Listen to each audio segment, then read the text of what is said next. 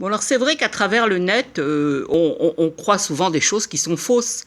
C'est-à-dire que les gens trichent, truquent, font de fausses photos, c'est-à-dire ils se prennent sous le meilleur angle, où il y a des tas de choses de photographes, hein, des filtres, etc., ou prendre une photo de cette façon ou d'une autre, enfin bref.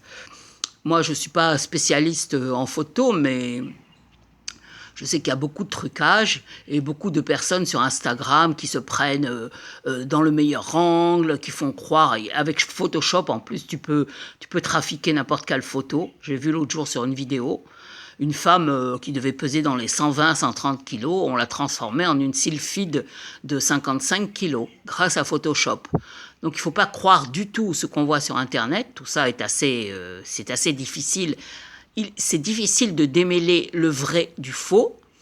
Et ce que je voulais dire surtout, c'est que les personnes ayant des amoureux ou des amoureuses sur Internet, parce qu'on peut aussi bien être un homme trompé qu'une femme trompée, doivent se méfier de ce qu'on leur dit. Pourquoi ? Eh bien tout simplement parce qu'elles ne connaissent pas la personne, elles ne l'ont pas vue en vrai, elles ne savent pas qui elle est, etc. Moi, jusqu'il y a encore 2, 3, 4 ans en arrière, je ne savais pas ce que c'était un pervers narcissique. J'en avais rencontré, mais je ne les avais pas identifiés comme pervers narcissiques, parce que le terme pervers narcissique, à l'époque, n'était pas à la mode. Je les identifiais comme dictateurs ou zinzins, voilà. Enfin, des débiles, quoi. Pas des débiles, des fous, quoi. Des fous non identifiés. Des fous qui veulent nuire. Parce que c'est souvent ça, le pervers narcissique. Il veut nuire. Il veut nuire. Alors pourquoi il veut nuire ? Parce qu'il se nourrit de l'énergie de l'autre qui a de bonnes vibrations que lui n'en a pas. Donc en fait, il est jaloux. C'est souvent la jalousie ou l'envie. Alors ça peut être la jalousie amoureuse et ça peut être l'envie de la vie de l'autre personne, de ses qualités, de son physique, etc.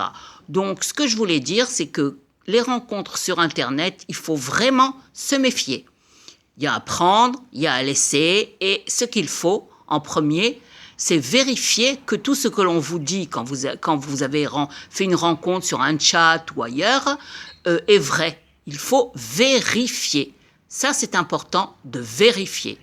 Voilà, c'est le conseil que je voulais donner aujourd'hui, parce que souvent, dans les rencontres faites sur Internet, il y a de la tromperie, donc la tromperie, elle doit être identifiée et c'est inutile d'aimer une personne qui ne correspond pas à ce que vous attendez. Libérez-vous et allez vers quelqu'un d'autre qui peut-être sera la personne que vous attendez ou ne le sera pas. Mais en tout cas, il y a toujours quelqu'un pour quelqu'un dans le monde.